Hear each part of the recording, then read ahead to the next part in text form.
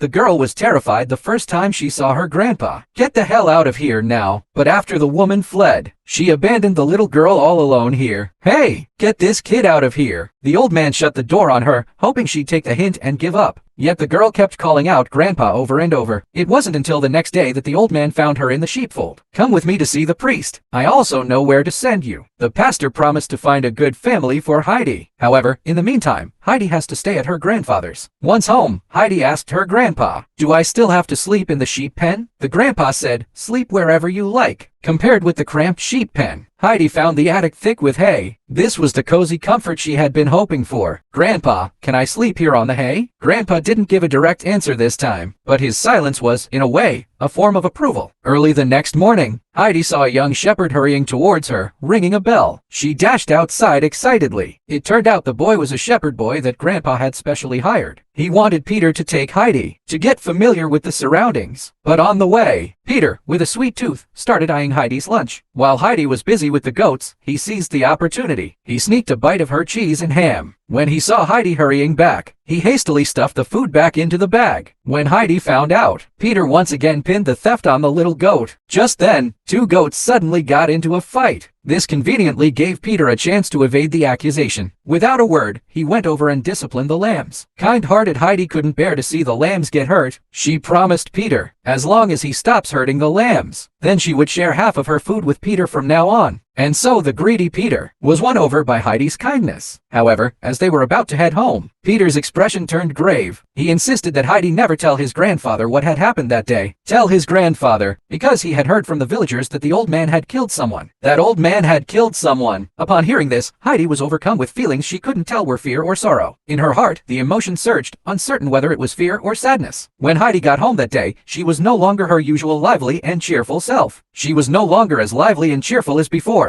She even suggested that she'd better continue sleeping in the sheepfold from now on. But grandfather sensed his granddaughter's inner turmoil. He knew she must have heard the rumors about him. Heidi asked her grandfather whether that rumor was really true. But grandfather didn't give a direct answer. Instead, he told Heidi another way to discover the truth. People tend to make up lies. You should trust your own eyes and ears. Seeing is believing, or falling for hearsay. Heidi was still hesitant, but after a moment's thought, she looked at her silent yet gentle grandpa. She was convinced those rumors were definitely not true. And it was this seemingly ordinary hug that brought subtle changes to the strange old man. He found a wooden board to make something. He had thought life would be like the Alpine mountains. Blow gently along the set seasons and paths. The pastor has found a good family. Heidi will be sent away tomorrow. Grandfather remains by himself. Peter also repeats his tedious daily routine of herding sheep. Nothing will change. But when Heidi came home that day, she spotted an extra new chair by the table. Heidi desperately wished it was hers, but sadly, she would soon leave this place. But to her surprise, Grandpa said it was meant for her. When Heidi heard she could stay, she threw her arms around her grandfather. At first glance, the old man seemed irritable and aloof. However, deep down he hid a gentle heart. Heidi shared the good news with Peter. They continued herding sheep together as they always had. They frolicked by the lake at the foot of the Alps. However, this joyful time didn't last long. Before long, autumn came, and Peter was old enough for school. Since the school was far from their home, they wouldn't see each other until next spring at the earliest. Heidi also wished to go to school with him. However, Grandpa didn't approve. He was worried about the villagers. Heidi will bear the brunt of the unfairness directed at him. For a little girl, that is truly hard to bear. Before long, autumn gave way to winter. With no playmates around, Grandpa gave Heidi a wood carving, yet this did not quell the child's longing for companionship. So Grandpa made a bold decision. He decided to take Heidi down to visit Peter. They raced through the snowy forest, gliding swiftly downhill. The grandfather and his granddaughter raced straight down to Peter's house at the foot of the mountain. Grandpa vowed to fetch Heidi before nightfall. The friends who hadn't met for days hugged tightly the moment they saw each other. Peter is also a poor child. His home only has a hard-working mother and a blind grandmother. Even the cow is crammed into the kitchen where they cook. In contrast, the lives of Heidi and her grandpa actually appear quite happy. During dinner, Pete complained to Heidi that school was boring. They were born to be goat herds. Skipping school won't affect their goat herding. Then Heidi handed the bread she had to her grandma, but the bread was too hard. Grandma simply couldn't bite into it. However, Heidi took this small incident to heart. Soon winter passed and spring arrived. Heidi thought the happy days were about to start again, but on this day, Heidi's aunt suddenly returned. Aunt said she had found a good family for Heidi. She wanted to take Heidi away to be a study companion for their daughter, but although Aunt claimed it was all for Heidi's own good, in reality, how was this any different from selling Heidi? Upon hearing this, Grandpa drove Aunt away as resolutely as he had done before. However, Aunt did not actually leave this time. She went around and found Heidi, who was herding sheep on the mountain. She intended to trick Heidi into leaving with sweet talk, and she claimed that she had already obtained Grandpa's consent. Heidi naively believed her aunt's words. She was very sad, but she still wanted to say goodbye to her grandpa. But her aunt hurriedly dragged her down the mountain. They boarded the long-awaited carriage. Grandpa saw Peter returning alone. Sensing something was wrong, he rushed down the mountain. But by then, Heidi had already gotten on the departing train. The family bond that had been so painstakingly rebuilt, now it came to such a tragic and helpless end. Heidi arrived in a strange city. The carriage came to a stop in front of a grand mansion. Then the butler looked Heidi over as if she were a piece of merchandise. Little did she know that she had been sold off by her aunt. Fortunately, the young lady of the house was as kind as Heidi. Unfortunately, she was unable to walk. At the dinner table, Heidi bluntly said the butler looked like Pete the Shepherd. This made Clara burst out laughing. The housekeeper told Heidi to watch her words and use respectful forms of address. Right after that, Heidi lifted the plate to her mouth and drank the soup just as she would drink goat's milk. When the soft golden toast was served, Heidi deliberately asked the servant for 2 pieces. Then she stuffed one of them into her pocket. She wanted to take it back to Peter's grandmother, so she could taste the bread that was soft enough for her to eat. The housekeeper was at her wit's end with Heidi's crude behavior. She started loudly emphasizing the house rules to Heidi. No talking to servants at mealtime. You must address everyone with honorifics. Bedtime is PM sharp.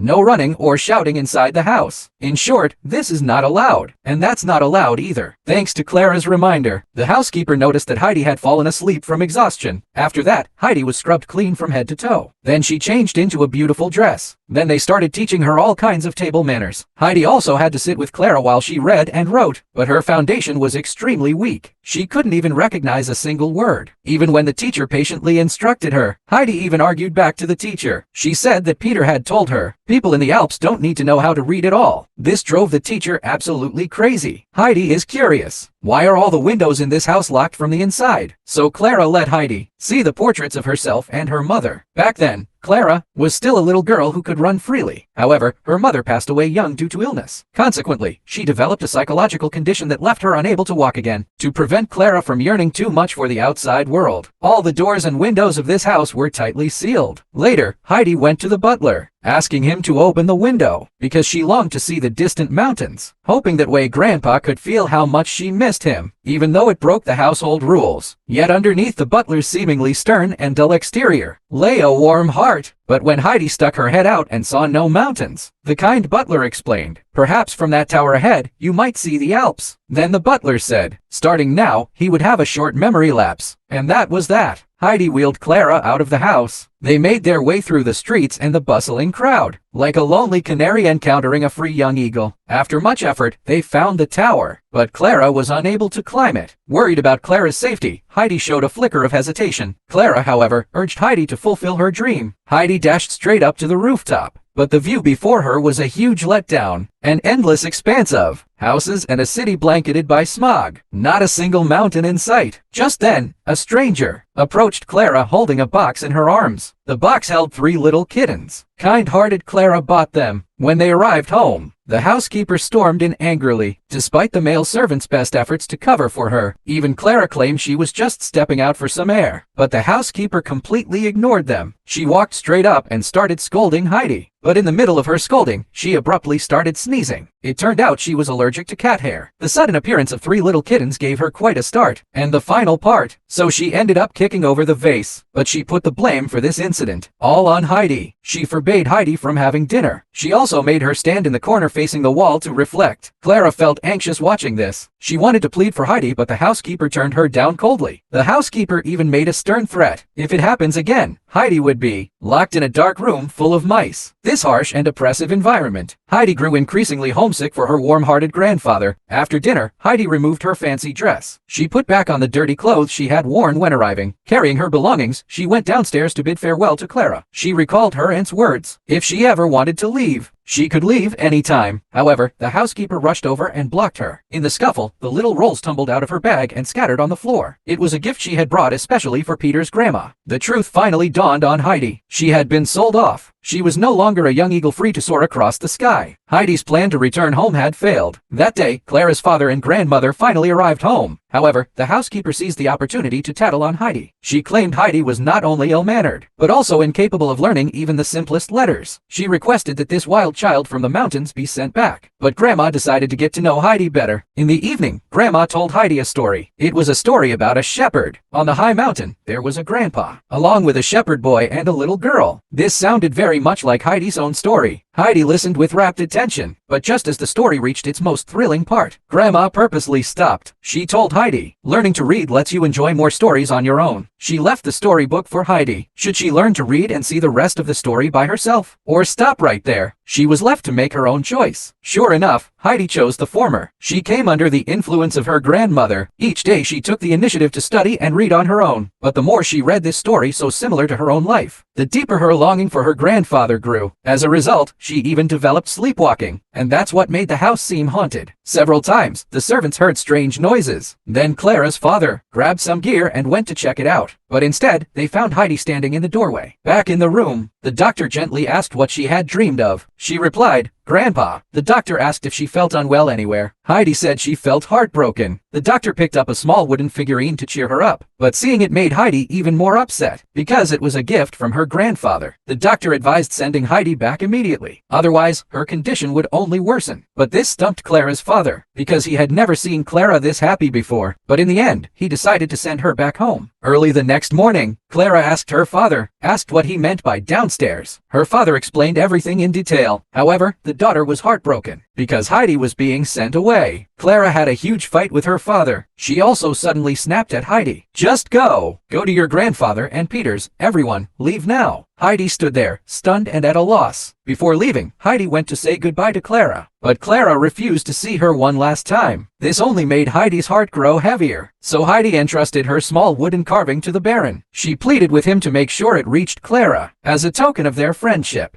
The Baron gladly agreed. He also packed a box full of fresh, soft bread for Heidi. So, escorted by the butler all the way, Heidi was finally back in the Alps. The locals were amazed by Heidi's fancy attire. But Heidi couldn't wait to run toward happiness with Peter. She arrived at Peter's home. She gave the soft bread to Grandma. Later, on her way home, she shed the dresses that slowed her down and ran all the way to her long-lost grandfather. Heidi was back to the life she knew and loved. Every morning, a warm bowl of goat milk would always arrive right on time, and the crisp, sweet mountain spring water refreshed her soul. She remained as free as a bird, without a care in the world. Peter, as usual, was always trying to steal a snack. Soon winter came again. This time, however, Grandfather finally agreed to move back down to the village for the winter. This meant that Heidi, she could also go to school with other children. In class, the teacher asked the children what they wanted to be when they grew up. Some wanted to be blacksmiths. Some wanted to be humble farmers. Pete firmly declared that he would herd sheep for the rest of his life. However, Heidi's dream was different from everyone else's. She wanted to write stories, to write about the beautiful Alps in a book. But this brought ridicule from her classmates. After returning home, she wrote down everything that had happened recently and sent it all in a letter to Clara, and also invited Clara to visit the Alps. Clara lay in her room, regretting her earlier anger. She wanted to make up for it. She wanted to repair this friendship, but she was too weak to get out of bed. Fortunately, Grandma understood her granddaughter's wish at a glance. She also understood her granddaughter's longing for Heidi. And so, Grandma set off with Clara to visit Heidi. Grandpa noticed that they had visitors. This time, he didn't drive them away. He put on a cleaner outfit instead. He even courteously invited Grandma for tea. From that day onward, Heidi and Clara became inseparable. They slept together in the hay-covered attic. They played the joyful games of their childhood. Heidi, ha! They cast off the shackles of social status. On this free land, the only thing that remained was the pure, unbridled joy. Because Clara couldn't walk, Heidi also couldn't go to herd sheep with Peter. But this sparked strong resentment in Peter. Until that day, Pete heard sounds of laughter and joy coming from the house. In a fit of impulse, he impulsively shoved Clara's wheelchair down the hill. Soon after, Grandpa came out with Clara on his back and found the wheelchair was gone. When he spotted Pete up on the mountain, he instantly understood everything. Grandpa carried Clara to the mountaintop on his back. He also found Pete hiding nearby, but Grandpa didn't call him out on his little game right away. He just threatened Peter that he would have to pay for it, unless he agrees to take good care of the two little girls. Make up for the fault through actions. They basked together in the warm sunshine, admiring the vast endless grassland. It was then that Clara realized life could be so simple and beautiful. Just then, a butterfly landed on Clara's foot. She wanted to reach out and catch it, but the butterfly fluttered away. Clara instinctively rose to her feet, and at that very moment, a miracle occurred. To everyone's surprise, Clara had stood up. Heidi hurried over to help Clara steady herself. Peter, still hiding behind the rock, rushed over to lend a hand. Together they helped Clara practice walking. Before long, Clara could already walk by herself. Just then, Clara's father arrived. He reproached the mother for bringing their daughter to this rundown place, until Clara appeared. Before saying goodbye, her grandmother gave Heidi a present. She thought it was a book, but when she opened it, she found it was empty. Her grandmother took out a pen. She told Heidi that she had to write the contents of this book herself. But Heidi was a little discouraged, because her classmates made fun of her dream of writing stories. But her grandmother told her, "That's because they don't know any better, Heidi, because they only know this village. But you've seen more of the world, haven't you? If there's something that makes you happy, then just go ahead and do it, no matter what others say." After Clara left, life seemed to return to square one. But in Heidi's heart, there was a heavy longing and the marks of growing up.